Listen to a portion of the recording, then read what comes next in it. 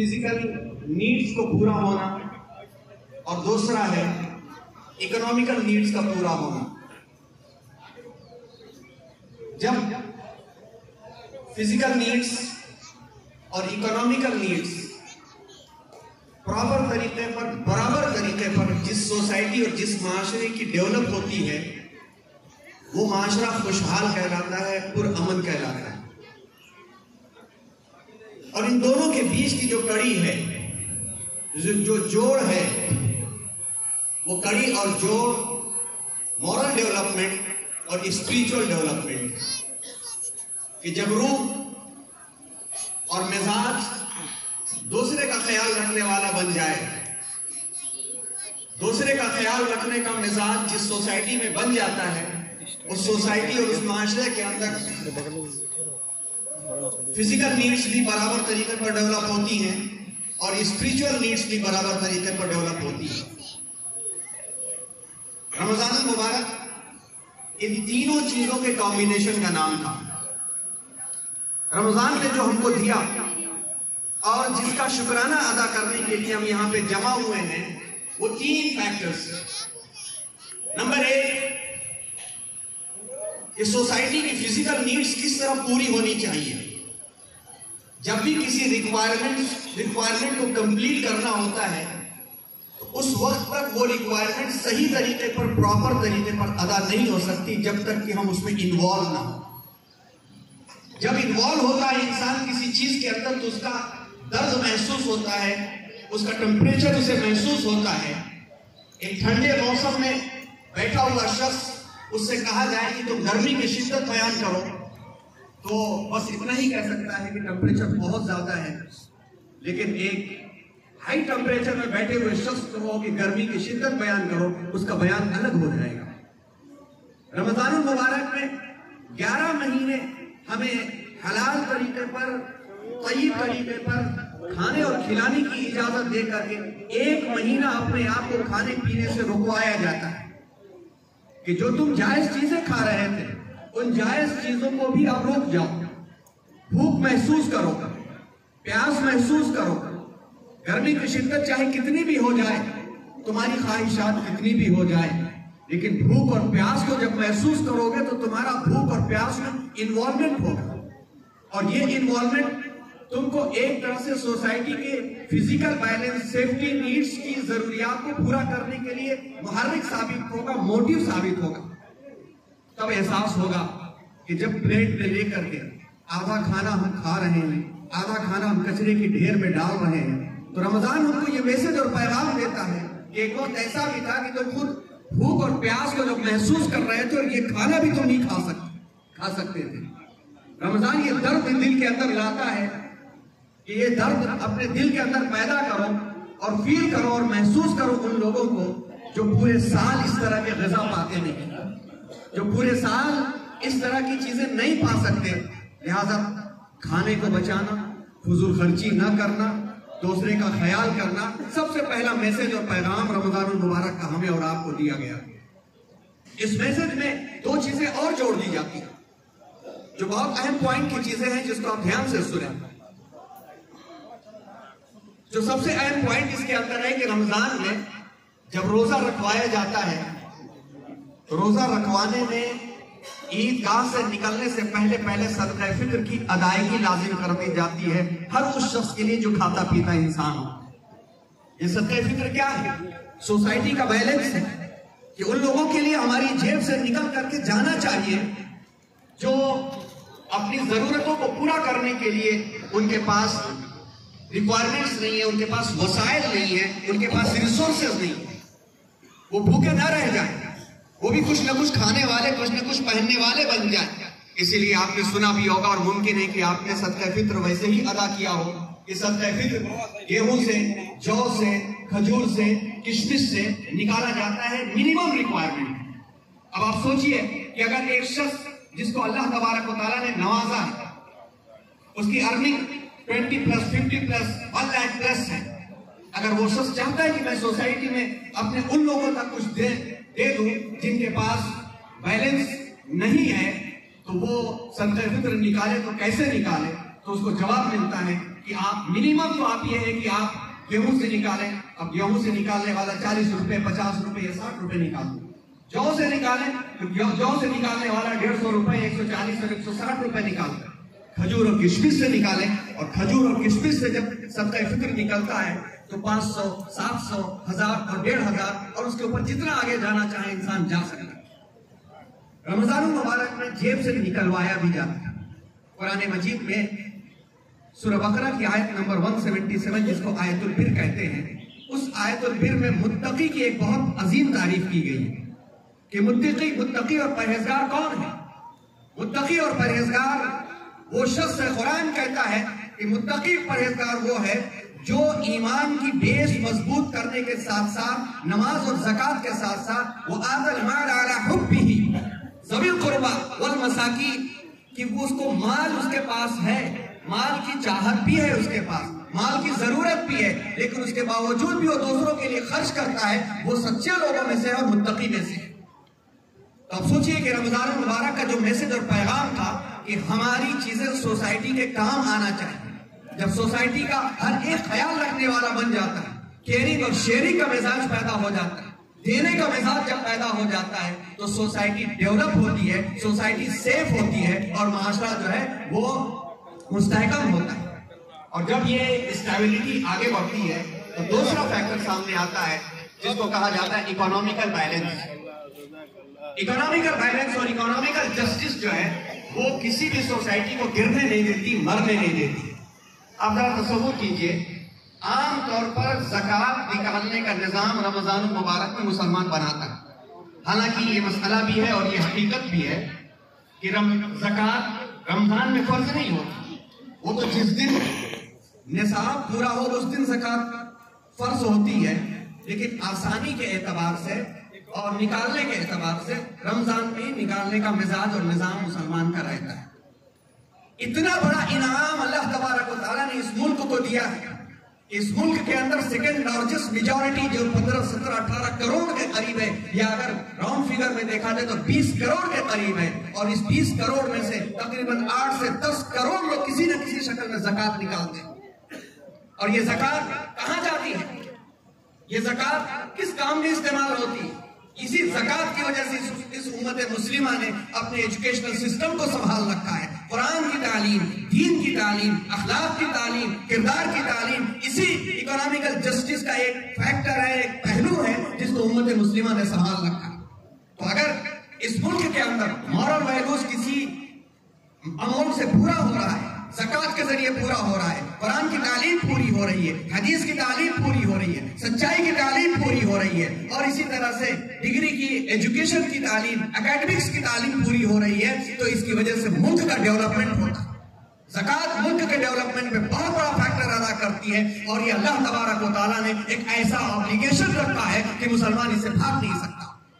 न सिर्फ मर्द बल्कि वो औरतें जिन्होंने जेवर बना रखे हैं, सोने हैं, उनके पास चांदी है, 84 ग्राम 87 ग्राम के आसपास जिसके पास सोना है, उसको ज़कात निकालना है और फर्ज करार दिया गया है। और कुरान ने तो ऐसा फरीजा करार दिया है कि अगर वो मर्द या औरत ज़कात नहीं निकालता तो उसको सांप की तरह से डसा जाएगा और जहन्नम का अंगारा बन जाएगा। लिहाजा इन जनरल तमाम मुसलमान ज़कात निकालते हैं, और ये ज़कात का रोटेशन इसी मुल्क के लिए होता है।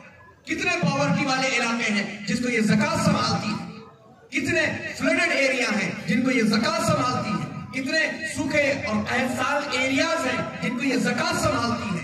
राशन के पैकेट्स बांटे जाते हैं और उनके लिए सिस्टम और निज़ाम बनाया जाता है। तो ये सारा का सारा डेवलपमेंट इस मुल्क का होता है। और तीसरी चीज जो रमजान मुबारक के मैसेज और पैगाम से उम्मत मुस्लिमा को दी गई वो है स्पिरिचुअल फैक्टर। और ये वो चीज है कि दरमियान से निकाल दी जाए तो माल मुसीबत बन जाता है। रूह गंदी हो जाए तो मिजाज नापाक हो जाता है। रूह गंदी हो जाए तो देने के बजाय लेने का मिजाज पैदा हो जाता है। रूह खराब हो जाए तो दूसरों से छीनने का मिजाज पैदा होता है, दूसरों के लिए लुटाने का मिजाज पैदा नहीं होता। और रमजान में सबसे ज्यादा रूह को पाक और साफ करने का मिजाज बनाया जाता है। यहाँ तक कि रमजान के रोजे जब फर्ज किए गए तो अल्लाह तबारक व तआला ने रोजे का पर्पस और मकसद साफ तौर पर फरमा दिया और फरमाया रब्बे कायनात ने अऊज़ु बिल्लाहि मिनश शैतानिर रजीम बिस्मिल्लाहिर रहमानिर रहीम या अय्युहल्लज़ीना आमनू कुतिबा अलैकुमुस्सियामु कमा कुतिबा अलल्लज़ीना मिन क़ब्लिकुम लअल्लकुम तत्तक़ून। ऐ ईमान वालों, तुम पर रोजे फर्ज कर दिए गए जैसा कि तुमसे पहले की उम्मतों पे फर्ज किए गए थे, ताकि तुम परहेजगार बन जाओ, ताकि तुम अपनी रूह को साफ करने वाले बन जाओ, ताकि तुम अच्छे मिजाज वाले बन जाओ, तुम्हारी जबान अच्छी हो जाए, तुम्हारी सोच अच्छी हो जाए, तुम्हारी रूह अच्छी हो जाए। और हदीस पाक में फरमा दिया गया कि उस शख्स को भूखा रहने के अलावा कुछ नहीं मिलता अगर वो रोजा रख करके अपनी जबान को काबू में न रखे, अपनी सोच को काबू में न रखे, अपने मिजाज को काबू में न रखे। तो पता ये चला कि मिजाज को काबू रखना, सोच को काबू रखना, पूरे के पूरे 30 दिन के लिए ये मिजाज बना करके आज ईद उल फित्र के दिन इसको याद दिलाया जाता है कि you have to repeat Holi है, पूरे के पूरे साल इसको आपको दोहराना। अगर रूह गंदी रहती है तो कमीशन खाना, रूह गंदी रहती है तो सूद के नाम पर गरीब को गरीब बनाना, रूह गंदी रहती है रिश्वतखोरी का मिजाज पैदा होता है, रूह गंदी रहती है तो चोरी का मिजाज पैदा होता है, रूह गंदी रहती है तो दूसरों को नुकसान पहुंचाने का मिजाज पैदा होता है। लेकिन यहाँ रूह को साफ करके मुसलमान की पहचान बना दिया गया और साफ कर दिया गया, ला युमिनु अहदुकुम, खुदा की कसम तुम में से कोई साहिब ईमान हो ही नहीं सकता कि उसके हाथ से और उसकी जबान से दूसरे महफूज ना रहे। ये रमजान हमारी जबान से पूरी सोसाइटी को महफूज बनाता है, हमारी सोच से पूरे माशरे को डेवलप करने का मिजाज बनाता है। जब ये फैक्टर आता है तो पूरे के पूरे साल एक मुसलमान की आइडेंटिटी और पहचान बनाता है। ये पहचान है और ये पहचान ईद के दिन ला करके अमर और मोहब्बत के माहौल के अंदर पूरी माशरे को और पूरे मुल्क की स्टेबिलिटी के लिए ईद का निजाम होता है। आइए सच्चाई के साथ इसका जायजा लें और सच्चाई के साथ जायजा लेकर के अपने आप को तोले कि हम अपनी सोसाइटी को लेकर के कहां जा रहे हैं। आज सोसाइटी मुर्दा हो रही है, जिस्म से हम इंसान नजर आ रहे हैं लेकिन रूह की इंसानियत मर रही है। आवाज से हम ह्यूमन कल्चर का दावा करते हैं लेकिन अपने किरदार से जानवरों से भी बदतर होते चले जा रहे हैं। उस रब्बे कायनात ने फरमाया था, लक़द ख़लक़नल इंसान फ़ी अहसनि तक़वीम, I have created human in the best formation. मैंने इंसान को बेहतरीन सांचे में डाला है। और वो बेहतरीन सांचा क्या है? उसकी बॉडी, उसका कोई किरदार नहीं होता, उसकी खूबसूरती, उसका कोई किरदार नहीं होता, उसकी कुर्सी, उसकी पार्टी, उसका खानदान, उसकी दौलत, कोई किरदार नहीं होता। उसका किरदार होता है, उसका मिजाज होता है, उसका किरदार होता है, उसका कैरेक्टर होता है, उसका बिहेवियर होता है, समाज को उसने क्या दिया ये होता है, समाज के लिए वो कितना फ्रूटफुल है ये हुआ करता है। और अल्लाह तबारक व तआला ने इसी के बारे में इंसान को में ये मिजाज लेकर के फरिश्तों के ऊपर फख्र फरमाया था, इन्नी जाइलुन फिल अर्दि खलीफा, मैं अपना एक रिप्रेजेंटेटिव भेज रहा हूं, मैं खलीफा भेज रहा हूं। फरिश्तों ने कहा था कि कहीं ऐसा ना हो कि ये फिस्को फसाद करे। रब ने फख्र फरमाया था इंसान की इंसानियत पर, ह्यूमैनिटी पर, उसके मिजाज पर, उसके किरदार पर। और यही मिजाज और किरदार रमजान मुबारक में हमारा और आपका डेवलप किया गया और इसी मिजाज से ये बात, ये पैगाम दे दिया गया कि आपकी जिम्मेदारी है कि पूरी की पूरी सोसाइटी को गले लगाते हुए चले, हयात लेके चलो, कायनात लेके चलो, चलो तो सारे जमाने को साथ लेके चलो। ये रमजान का पैगाम था और ये ईद का मैसेज और पैगाम है। आज हम अपने घरों में मिजाज बना रहे हैं। अल्लाह माफ फरमाए, सच की आवाज, इंसाफ की आवाज, हक की आवाज मीडिया है। सच्चाई और मोहब्बत को फैलाने का सबसे बेहतरीन जरिया मीडिया है। इंसानियत की खिदमत करने का सबसे बेहतरीन जरिया मीडिया है। लेकिन अगर यही मीडिया शैतानी चालें चलने लगे, यही मीडिया 2 रोटियों के चक्कर में बिक जाए कि ये मीडिया घर में बैठे बैठे पूरे मुल्क को आग में झोंक देने का काम कर सकता है। किसी दूर दराज इलाके में कोई काम होता है और फ्लैश न्यूज बना बना करके दूसरे इलाके में फसादात बर्पा कर दिए जाते हैं। यही मीडिया चाहे तो लम्हों के अंदर पड़ोस पड़ोसी पड़ोसी को गले से मिला सकता है, यही मीडिया चाहे तो पिछड़े हुओं को मिला सकता है, यही मीडिया चाहे तो मुल्क को ऊंचाई और तरक्की पर लेकर के जा सकता है, यही मीडिया चाहे तो मोहब्बत का पैगाम आम कर सकता है। लेकिन अगर ये ना हो तो घर में बैठे बैठे भाई भाई का दुश्मन बन जाता है। आज अफसोस की बात है कि मीडिया में बाज़ चैनल इस तरह के किरदार अदा कर रहे हैं। अल्लाह उन्हें सही समझ अता फरमाए और ये पैगाम अता फरमाए कि ईद की खरीदारी के लिए मोहम्मद अगर निकलता है तो किसी न किसी जायसवाल और शर्मा की दुकान से सामान लेता है, जायसवाल निकलता है तो किसी न किसी अहमद की दुकान से सामान लेता है। एक दूसरे की मोहब्बतों से इलाका चलता है, डेवलप होता है और ये डेवलपमेंट हमारा और आपकी पहचान है। इस इलाके बेलथरा रोड, इस इलाके बलिया की पहचान मोहब्बत है। इस मोहब्बत के साथ उठते बैठते हैं, चाय की दुकान पर जाते हैं तो किसी बिशमदेव चाचा की दुकान पर जाकर के चाय पी करके उनका शुक्रिया अदा करते हैं कि चाचा आपने कितनी अच्छी चाय बनाई। कोई बीमार उसके पास जाकर के बैठ जाते हैं, उसको सलाम करते हैं, उसकी तकलीफ पे पहुंचते हैं। ये मोहब्बत की पहचान है। ये नहीं है कि मुल्क के किसी कोने में कहीं पर कोई इलाका कोई काम हो गया, कोई गलत काम हो गया तो उसको लेकर के पूरे मुल्क पर फैला दिया जाए।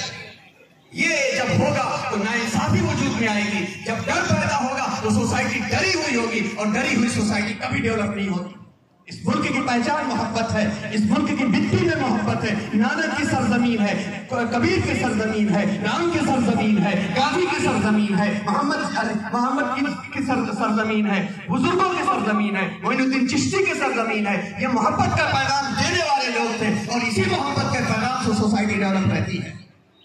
और अगर मोहब्बत का पैगाम जिन जिन इलाकों से दूर किया जाए तो घर में बैठे हुए नफरत के जन्म लेने लगती है। बाइकाट करना चाहिए ऐसे चैनलों का जो नफरत के पैगाम को फिरा फिरा करके दिखाते हैं। डेवलप करने चाहिए उन चैनल के लोगों को जो मोहब्बत का पैगाम लेकर के आगे बढ़े हुए हैं। सोसाइटी को भूख बर्दाश्त हो सकती है, सोसाइटी को गुर्बत बर्दाश्त हो सकती है, सोसाइटी कम में जी सकती है, लेकिन नफरतों के साथ सोसाइटी नहीं जी सकती। एक इलाके में फसाद अगर होता है तो उसका असर मुल्क की इकोनॉमी के ऊपर जाता है और मुल्क तरक्की पाता है जब सारी की सारी कम्युनिटीज मिल करके मुल्क को डेवलप करती है। और रमजान मुबारक में ज़कात का निजाम के जरिए से, सदके के निजाम के जरिए से हम मुल्क के डेवलपमेंट के अंदर बराबर के हिस्सेदार हैं, इसलिए कि हमारा मुल्क है और हमको इस मुल्क की डेवलपमेंट के अंदर, एजुकेशन डेवलप के अंदर, मॉरल डेवलप के अंदर जो जिम्मेदारियां दी गई हैं मुसलमान को पूरी तरह से अदा करना चाहिए। अल्लाह तबारक व तआला हम सबको सही तरीके पर सोचने और समझने और इस पैगाम को आम करने की तौफीक अता फरमाए। इस स्टेज से, इस बिठुआ की ईदगाह से अमन और अमान और मोहब्बत का पैगाम आम करते हुए हम यही कहना चाहेंगे, ए मेरे भाइयों, रमजान में अल्लाह तबारक व तआला ने जो तरबियत दी थी इसे मत भूलना। रमजान में अल्लाह तबारक व तआला ने ये तरबियत दी थी कि खाने पीने पर कंट्रोल करना, लिहाजा पूरे साल अपने शादी ब्याह के फंक्शंस के अंदर फजूल खर्चियां मत करना।